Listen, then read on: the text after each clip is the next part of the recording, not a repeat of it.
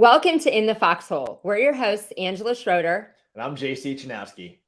We are so excited to have Micheal here with us today.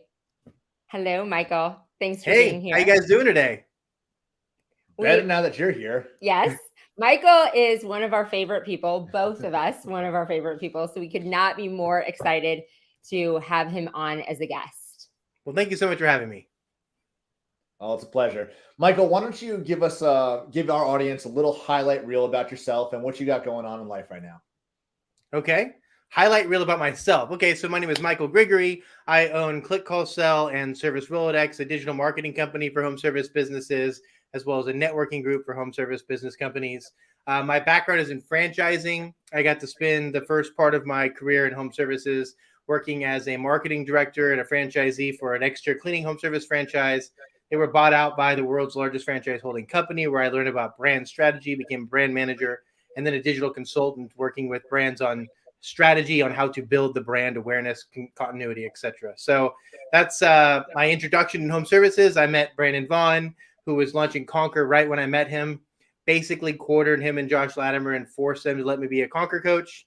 And that's how I met you, JC. And I've just been working on building businesses and serving entrepreneurs for the last 5 years, as my entrepreneurial journey started a little bit later in life.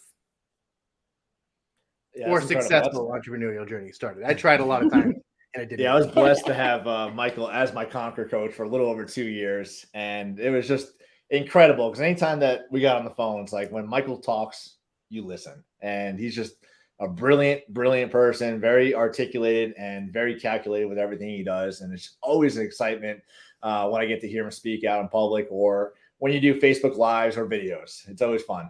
It absolutely is. And I think you were one of the first things that JC and I bonded over of when I came to Sales Boost, just to see you, of course, Micheal, speak. Thank you.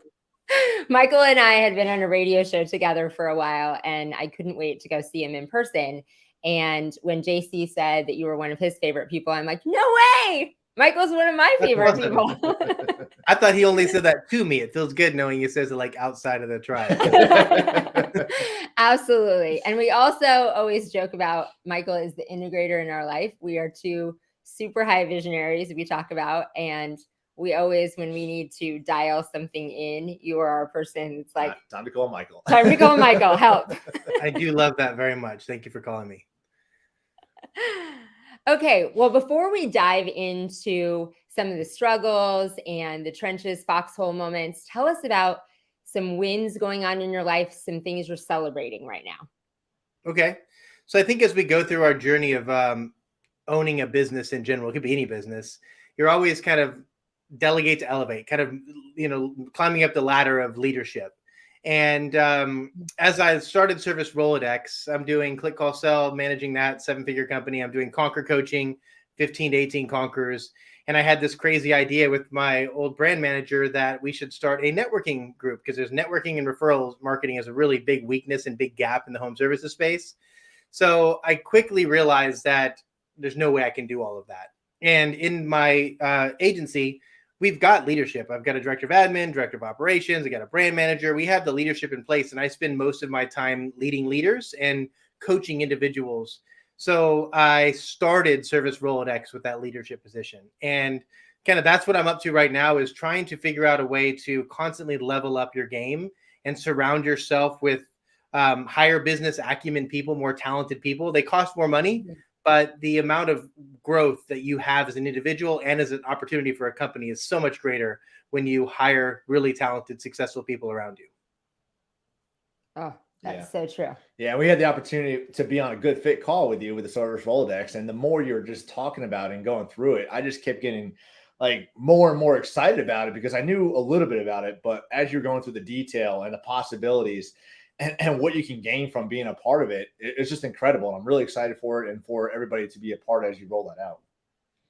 I'm too. Yeah. I mean, just going through all the Facebook groups and channels that I'm sure you see all the time is, besides Google, what's the best referral source or best lead generator? And just hands down, referrals and networking dominate. And in my past career, the organization was really trying hard to get non-competing home service brands working together.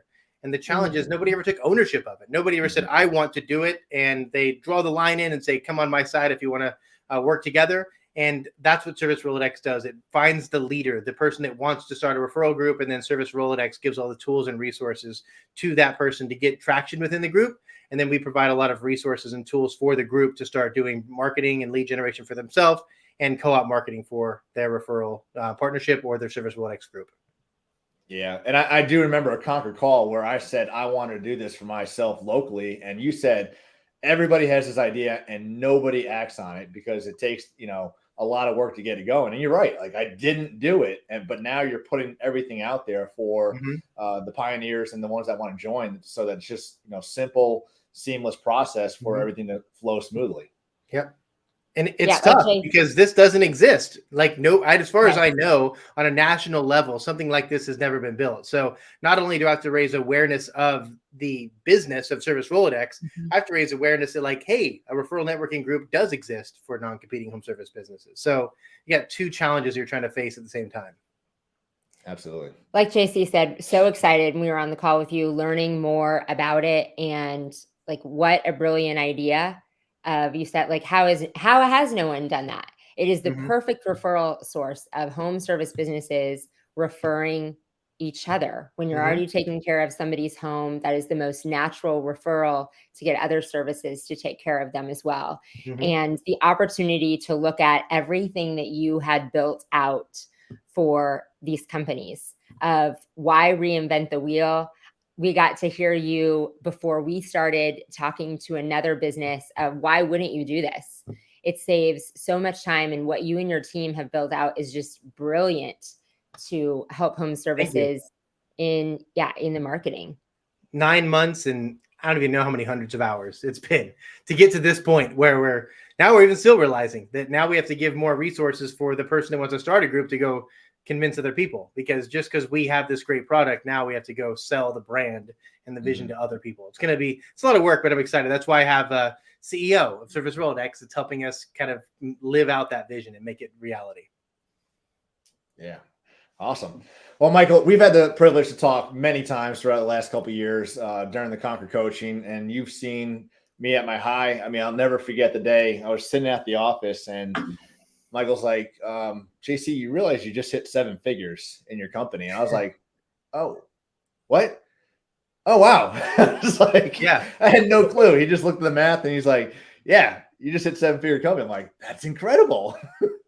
But then I had my unicorn background because I give everybody the unicorn background. So yeah, congratulations again, JC. Thank you. But there's also many times where you had to deal with me on my lows. And, it's one thing we really like to focus on in the foxholes because everybody sees the highlight reel, but they don't understand the struggles that we go through as an entrepreneur, as a business owner. Can you just talk about maybe an instance in your entrepreneurial career that you were in the foxhole and times were tough and how you're able to get out of that and overcome that hurdle? Yeah. So how long do I need to tell the stories for? Is it one story? Is it 15 stories? Like what's the timeline here? As many as you want. Okay. Yeah, we'll go. Well, I just want to make sure I don't just bore people by telling, because I'm sure anybody that's started, sold, exited, or whatever, multiple businesses, they've got several times being in the trenches. I think the first one that comes to me was a business that I started with 2 other partners called Tounder. And there's a really good book by John Maxwell that's called Fail Forward. And I would say, even though Tounder didn't exist, it was probably a 6 to 12 month learning experience that I ended up paying $25,000 for a t-shirt is what I have to show for. I actually should have worn my Tounder shirt.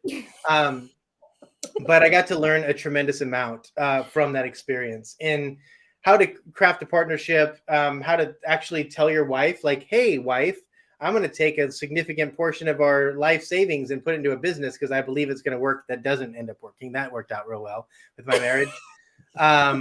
And just believing in people and not, following through. I think one of the reasons that I've been very process oriented stems from the Tounder experience. So what Tounder was, this was 2015, 2016. We met this incredible snake oil salesman that convinced us that small businesses need a mobile app. And he had this amazing process to, in about 30 minutes or less, go into a business, create a mobile app, and then you could have these flash sales all across town. And it sounded amazing. And all he needed was like $50,000 to build out this app to where it could be replicatable and like done several times in different cities. So myself, the founder of Window Genie, one other partner, we all, pulled our money together and gave this gentleman money. And we met each week. He lived in Florida. He'd fly up to Cincinnati, where I lived at the time, and we would, outline it. But he really owned the whole thing. And after like 6 months, he started like running out of money, needing more. And of course, the founder of Window Genie had way more money than we did. So he keeps like, going to the bank, giving more money. And it ended up not working. It not only didn't work, but we realized that pretty much nothing had been done. And the people that were working on it actually infected and hacked a lot of the sites that we were working on that were outside, not the franchise, thankfully, but a lot of other projects that we were all working on. And I think because like in the foxhole is I could have today, and I would have seen so many of the glaring things that this person was doing. Like there was no documented process. There was no workflow. There was no like timeline and Gantt chart about who's doing what, roles of responsibility. It was really just blindly trusting this person who had this little thing that he was doing that ended up taking close to 6 figures from, the 3 of us over the course of about a year. And that was a really dark spot because I had started a couple of other businesses before, but this was like the thing. Like, everybody's got their ticket. Like this is what's going to really affect and help a lot of people, a lot of small business owners. And it ended up coming into nothing. And so not only did I have to deal with my wife of saying, you spent all this money for nothing, but I had to, look at the 3 partners to say, how did we get here? And it was a real eye-opening experience. And I think that one thing really caused me to be very process-oriented and to have a really, really strong plan before I move into anything, because I realized that I lost a lot of money that I didn't have when I was younger and know less about business than I do right now. Wow. Yeah, that's heartbreaking to go through all that, especially with some friends, to find out that you're just scammed. I mean, I'm sure he sounded like a great salesman to get you that far. Oh yeah, it was amazing. Yeah, when they say snake oil salesman, I literally met the person that wrote the book on that.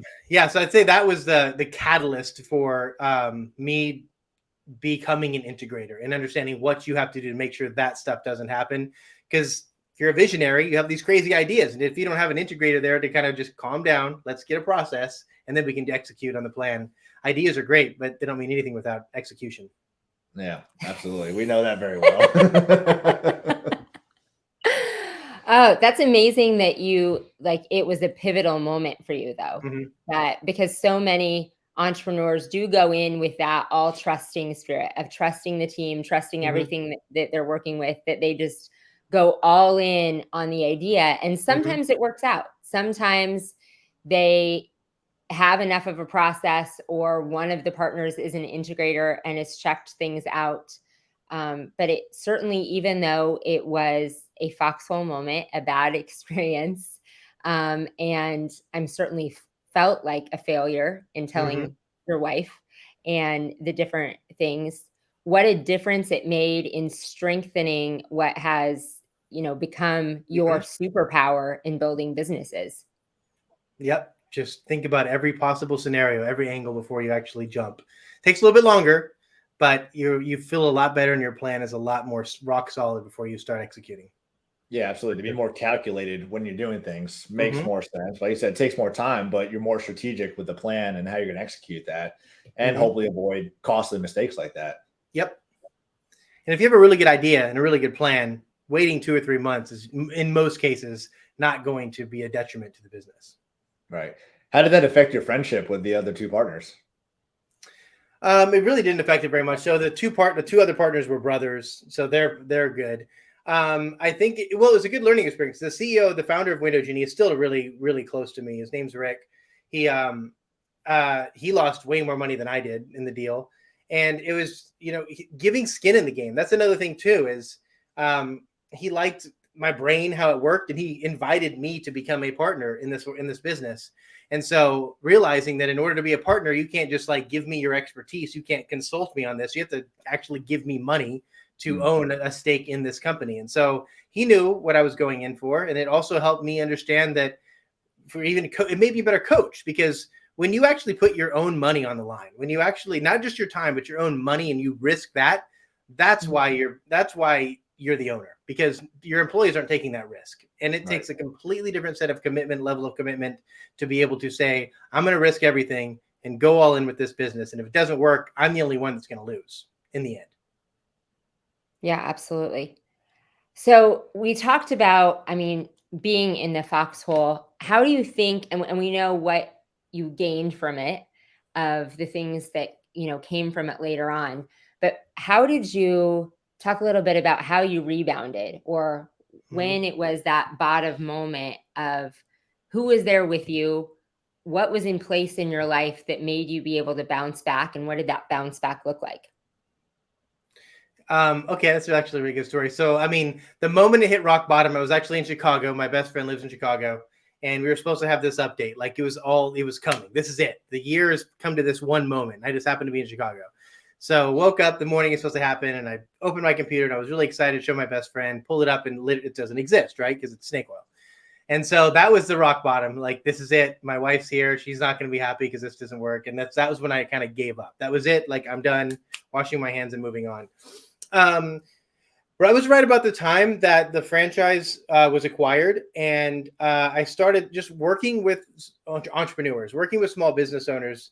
Creates a fire in some people that they just want to do that for themselves. I mean, there is a lot to be said about being an employee, being able to just shut the switch off at 5 o'clock, go home, and not have to care in the world because it's not your business.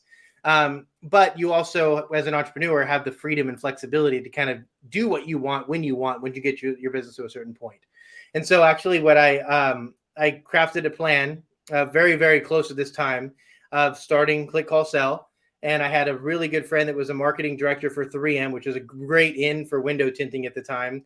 So made a plan, just like I should have done with Tounder, and brought it to Rick, showed it to him, and said, this is what my plan is. And he still uses the quote, and I might even give him this video. It says, I'm going to go entrepreneur on your ass.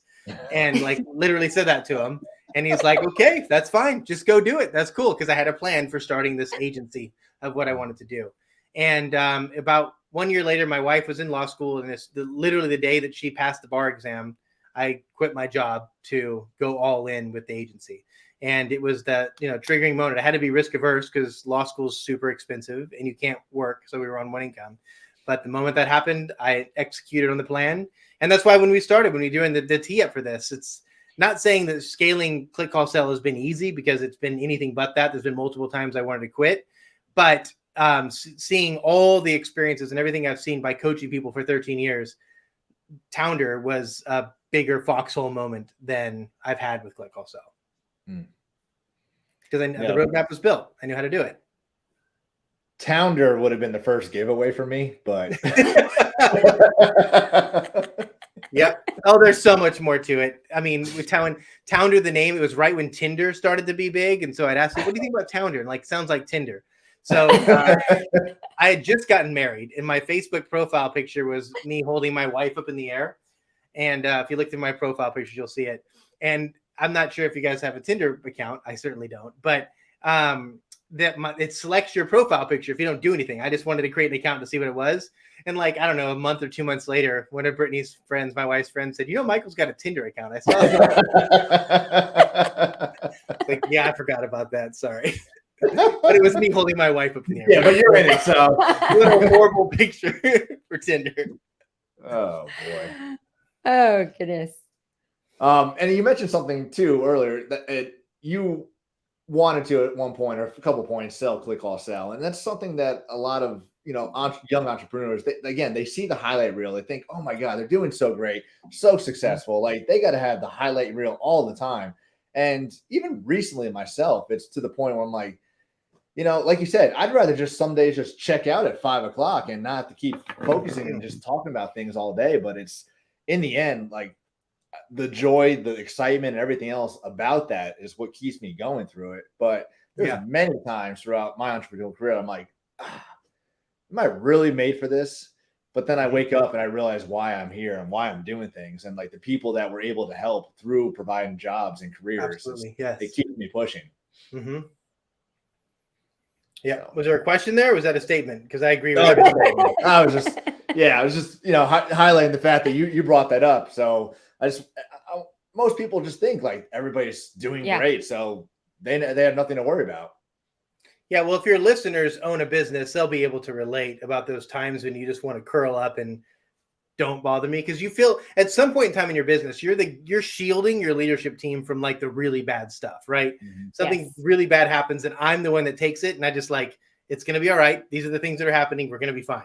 But it's really on me because they get to go home and sleep well at night. And eventually that will go away, because then you're going to have your general manager that's like shielding it. And they're just basically, now you're just looking at EBITDA and your net profits. So it'll eventually change from there too. But when you get to where you're leading leaders and you don't lead the organization, you're still in the thick. You're in the thick of things, doing it every single day.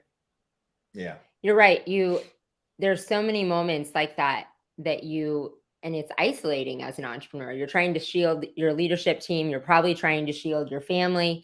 And that's for a reason, to protect them. A lot of times they're not equipped to deal with that. They didn't choose to be the entrepreneur and put themselves out there. And if you don't shield them from it, they have this doubt and the spiral continues down. Whereas if you shield them, you're the only one in it. But it can be isolating. And I love that you said that, because there are moments that you just want to like curl up under the bed or in a corner and say, I give up. I've had enough. We're done for the day.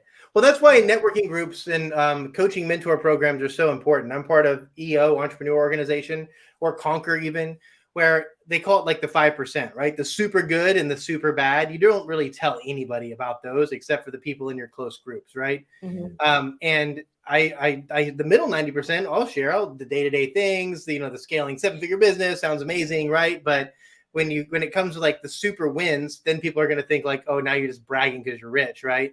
And the super lows, it could be, well, how do you survive that? And it's scary when you think about sharing the bottom 5 with somebody, because of how am I going to be perceived? And I think it's even scarier sharing the top 5 because of how you're perceived. Yeah, hang on. Her camera. Oh, I thought you fixed this. I was like, oh, he's going to be so frustrated with me. This is the camera you told her to buy. This would be good. My camera works great. Same camera.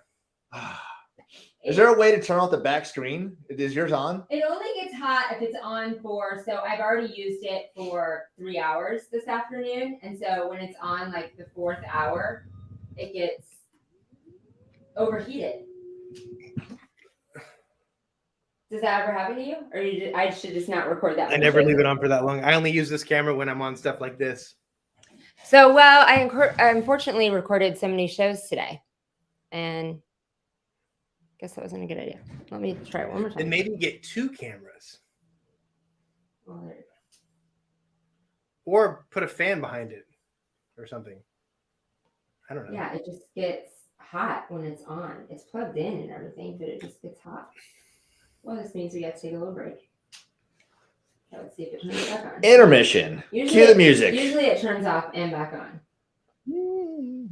Battery is exhausted. Ooh, Pat Clark's on with Ryan Lee.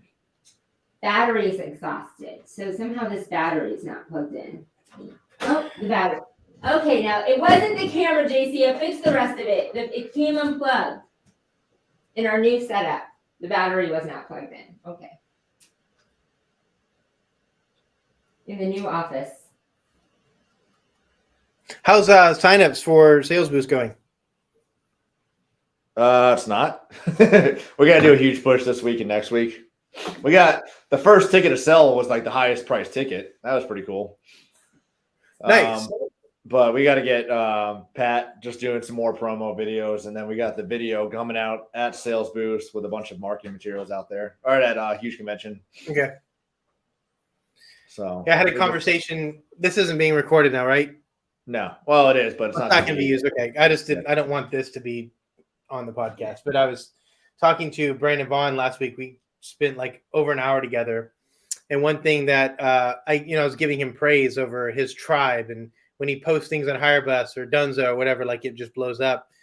and he did some really deep analysis on his customer list the other day. And it's like, he's not getting new people. It's the same people. Now, not getting it all, but the growth of new people coming into his tribe is not growing at the pace he wanted to. And just mentioned how important it is to kind of step outside of that. Point is, Pat doing these posts, you doing these posts, getting outside of the circle, like the circuit of podcasts, the circuit of, tribes, to get into other industries or other people's circles is going to be really helpful. Yeah, for sure. Write that down. I'm starting to network with painters. Yep. Mm-hmm. With Morgan Knox. She gets me involved in her Painters Pro group a lot. How many people are in her Painter Pro group? I want to say when I was on with her like 2 weeks ago, there's probably 30 people, maybe. Nice. But I don't know how many live with her. What's that? On with her live? Yeah, she brought me on for the second time to talk about Christmas lights to her people. Nice, good. Okay. How's Beyond the Bulb going? Really good, actually. I want to say we're up to 30 people now. Is Matt still involved? Yeah. Not like 25% involved, but he's there. Okay. Well, there's 4 partners. That's all you need. Yeah, it's good. Yeah. So, but no, I think we're up to 12 or 13,000 residual monthly right now. And we'll see a huge push at the huge with our discount we're doing and just really being more vocal about it now. Mm-hmm. Yeah. So. People that want to get started, should be huge for you. All right. Well, let's go. Where do we leave off? What do you guys want me to do? I don't even remember what I was saying. No, the last question's fine because they'll just edit it and make it only you on the screen. Okay. The sound is fine. So we'll just keep going. I'm going to go. I'll start at the next question. Okay. God, you're beautiful. Oh, thank you. Outtakes. Okay. So you just talked a lot about the importance of mentor and a tribe, having programs like Conquer, EO, and having that tribe that you can share the top 5% and bottom 5%. Mm-hmm.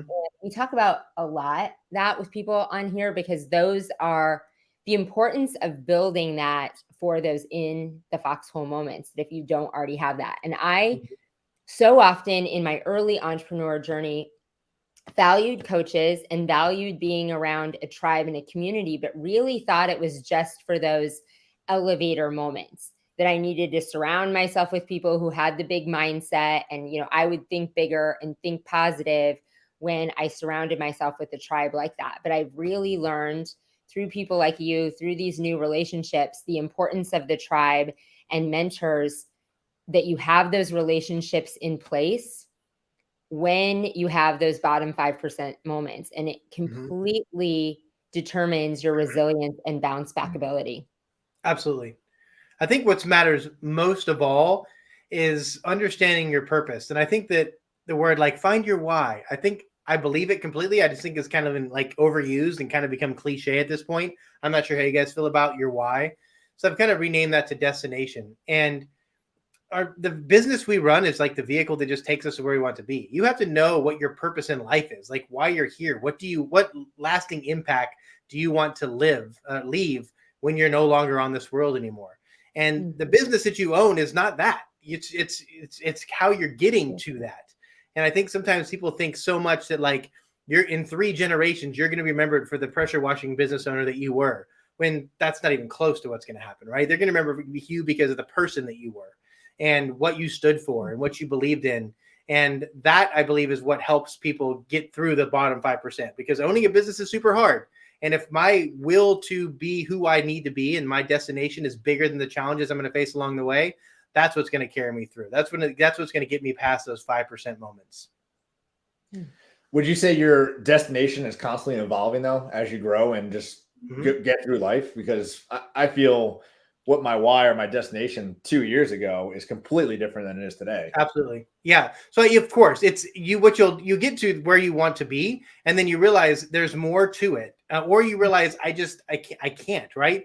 I've talked to people that want to franchise and have 500 locations, and so that I can, step back and do business coaching or, do whatever it is they want to do. And they get to the point where they've reached their individual capacity and say, okay, this is way more than I want. I'm going to back it up a step. So the destination may change. You just have to, the destination is important because you have to realize who you need to be at that destination.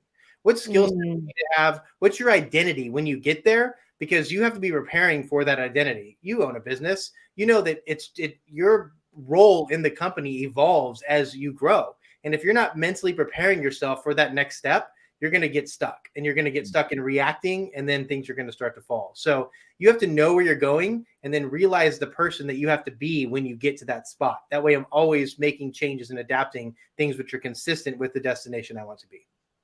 That's such an important point of thinking of where you want to go, but realizing that the person that you need to be, like, you're going to need to be a different person. You need to evolve into a better leader to be there. Mm-hmm. Another thing that ties into what you said about, finding your why, your purpose, your destination, that I've learned from you is to find the clarity in where your focus is and what you're saying yes to. We'll see if I can quote you correctly this time. But as visionaries, we get often so many new ideas, bright, shiny new ideas that are awesome and exciting sometimes, but they can also get us into seasons of overwhelmed. Where is it? Okay, now I've started all these different things and these different projects, and I used to think this was aligned with where I want to go, and now it isn't. And who am I? What am I supposed to be doing? And I just remembered I had a call with you the last time I was there at that point of like, I don't know what I'm supposed to be doing. I don't know what I'm supposed to do with the business or this podcast or why I'm here or why I'm here in the home service industry. And you kind of dialed me back in of, okay, you've been through a season of yeses, Angela, walking through doors, and let's see if I get it right.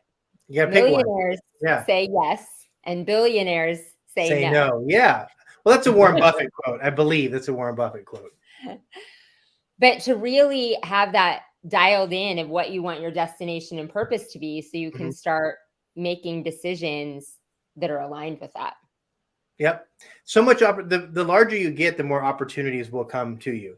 And, success breeds success. So because you've had a certain level of success, more people want to try to do business with you, go into partnerships with you, and just give you more opportunities. And so that's what I think millionaires say yes, because it's just like, yes, yes, yes. But then you realize, how many things can I possibly say yes to? How many different ventures can I be involved with? And now you have to start looking at opportunity. You start looking like what's going to be most consistent with my destination, what my purpose is, what I want to do, and then decide where you want to spend your time and resources, because you're only going to be able to spend so much time. You can have leaders, but where you spending your time is what matters the most.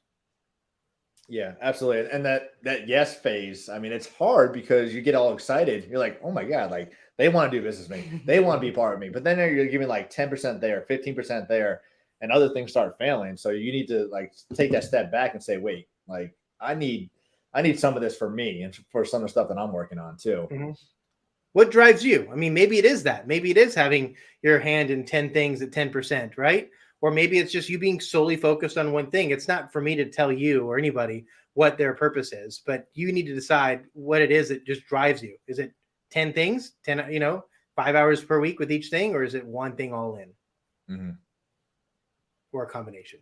Love that. Good job on quoting them too. I'm getting it right this time. I kind of did it backwards the last time I said it back to him. You did. And also when you were at the sales booth, I said, why are you here, Angela? You're like, well, I don't know why I'm here. That was me being aggressive and awkward at the same time. My apologies. It was good. I told you. I came to see you. Well, it was kind of because we were hiding. The secret's out now. Yeah. What secret? I'm just kidding.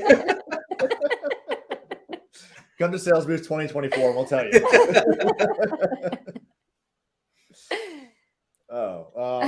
Now we got lost with you. We can cut that out. We're fine. What else? What else? I get so lost in Michael's good storytelling and advice. What's the next question? I don't know. Let's just keep this off the camera right now. What else do you want to talk about? You got anything else you want to talk about? Some another tough moment you want to get through, or? No, because I haven't conquered the next tough moment. Oh. To be I continued. mean, Dan Pallotta and I are probably going to be business partners at the huge convention, but I haven't got through that yet. Yay. I got That's an exciting. agreement to look over to buy his recruiting company right in front of me, so that's probably going to happen. That's exciting. Congrats. That is exciting. But I'm in the hole right now, so I can't talk about like I'm actually in the hole right now. Well,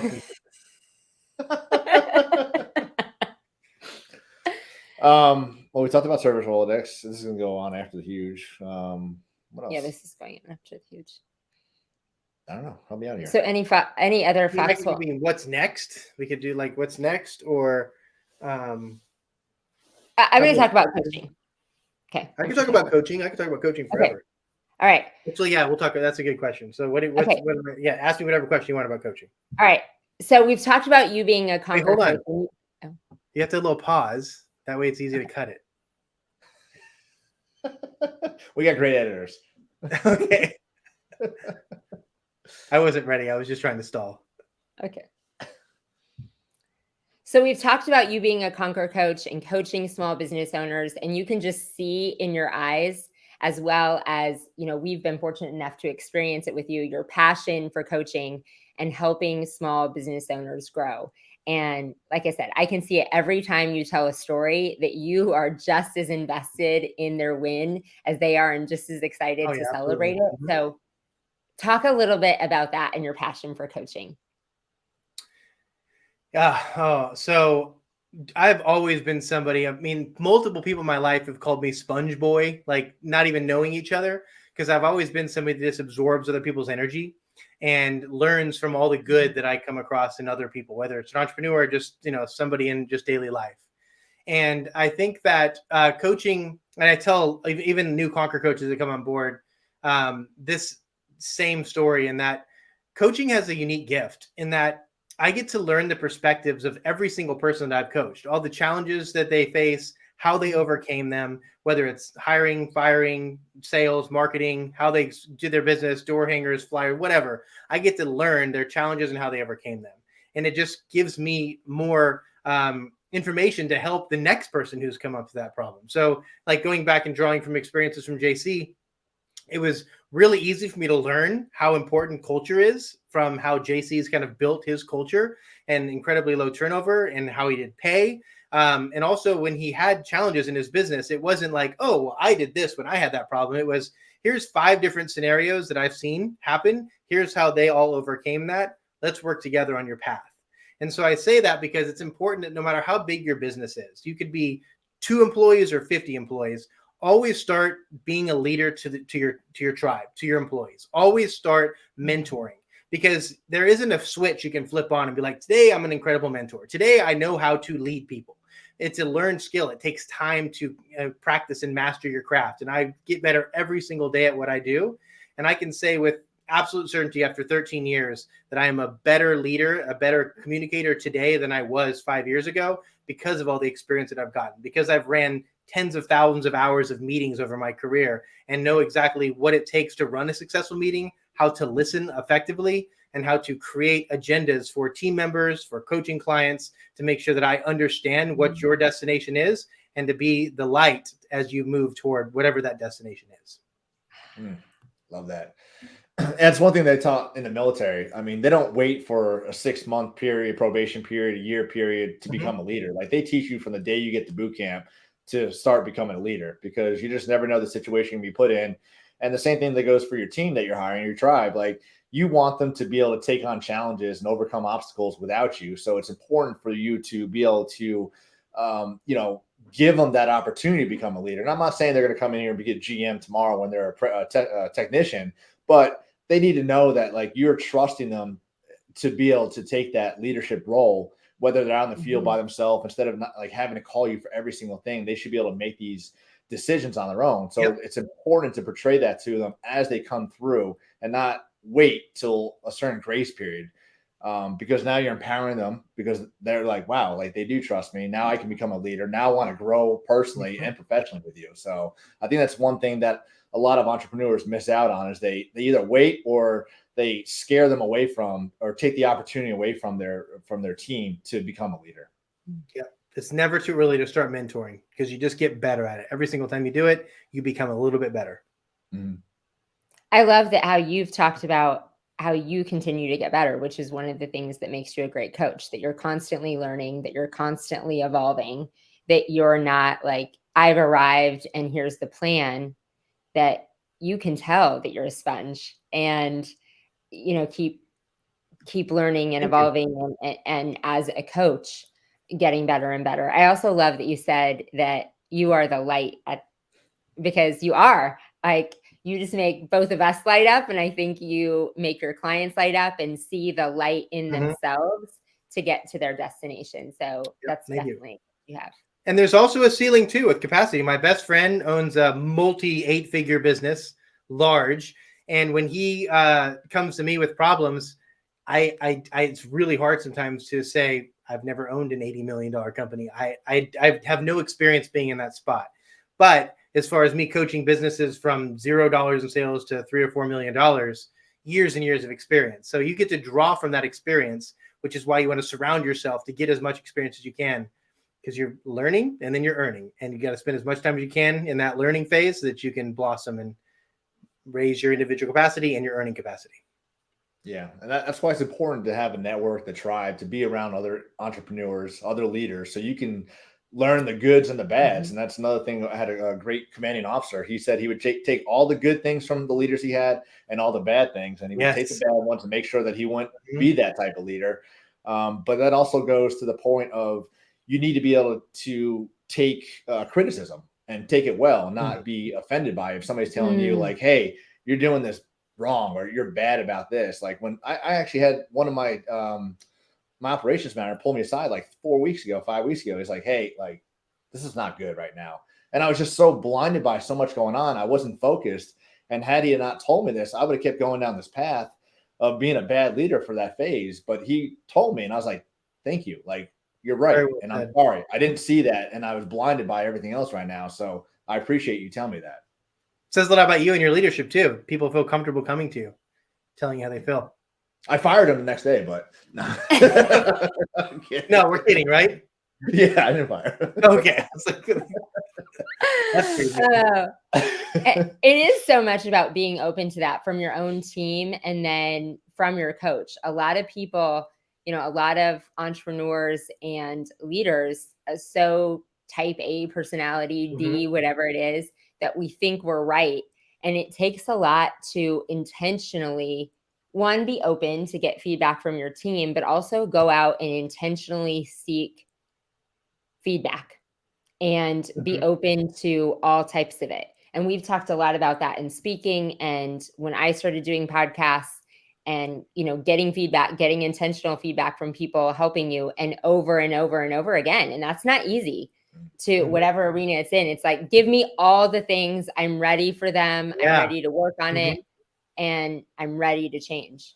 Survey your team, survey your customers. Don't just ask for a review, but actually survey, how your customers feel throughout the process. Your employees, how's your pay? How's your benefits? How's the work hours? How's the expectations? How's the team? How's the leadership? That'll tell a lot about you. One of my favorite surveys that we do in our company is cancellations. Is why is somebody canceling service? And are you going to another company? Is it something that we could do better? Is there any feedback? And that's another great question. Is there anything that we could have done better as a company to serve you better? And they give great insights and it helps make us better. And of course, there's anomalies, right? Somebody says something crazy, but you start to see the same type of answer 4 or 5 times over a 3 months period. You start to realize there's a gap in our process. It's a blind spot. And they're literally telling us what that blind spot is. Even with your employees, Yeah. That's a great insight to do. A takeaway that I need to take away right now and do. So I love that. Surveys for everything. We have employee surveys that go out quarterly. I'll be happy to share them with you if you want to see them. We have employees or surveys that go out for our clients, cancellation surveys. I just want to collect information because you start to see patterns. And if, like I mentioned, there's definitely anomalies. Don't get hung up on something that happens 1 out of 20 times. But if you start to see trends and the same answers, it's literally people that are giving you money or working full-time 40, 50 hours a week for you that are telling you something consistently over and over again. it's easy to get that information versus trying to imagine what's in their head. You can't know what's going on in somebody's head. You can anonymously survey them so they can tell you. Now, if you got 2 employees, it's hard to have an anonymous survey. But oh goodness. Well, time with you goes so fast, Michael, just like every time. And so as we come to the close of the episode, one, how can our listeners find you, get in touch with you, learn more about all the things that you talked about? Yeah, so 2 websites, clickcallsell.com. It's like the process of a customer journey. They click and then they call and then you sell them. Or servicerolodex.com. And that might be hard to spell, ROLODEX, since I think apparently people below 40 don't know what a Rolodex is. This is a Rolodex. It's what your grandfather or grandmother used to keep track of all the birthdays for their grandchildren. Servicerolodex.com. And I'm going to be we're going to have what's called a community manager for Service Rolodex. So the community manager is the person that helps facilitate the first 30 groups. So I'm going to be the person that is facilitating the first 30 groups of Service Rolodex. So if you do want to spend time with me, this is the best way to spend time with me. Oh, that's a good tip. Sign me up. You should do it just to spend time with Michael. If we have not let you know worth it. about his brilliance and time in his space, don't miss out on that. Finally, what are any parting advice for the audience? If you're an entrepreneur, study leadership. Follow the path of people before you have laid, and really just become a student of communication, leadership, find your destination, and just absorb as much as you possibly can from those people that are doing the same thing that you're doing every day, or the people who have already done what you want to do. Yeah, I love that. I love the destination change of the thought on that too. So thank you so much for sharing all that today with us, Michael. Thank you both. It was good to see you again. Absolutely. Well, that's another episode of In the Foxhole. We appreciate you. Be sure to like, share, and subscribe, and we'll see you next week.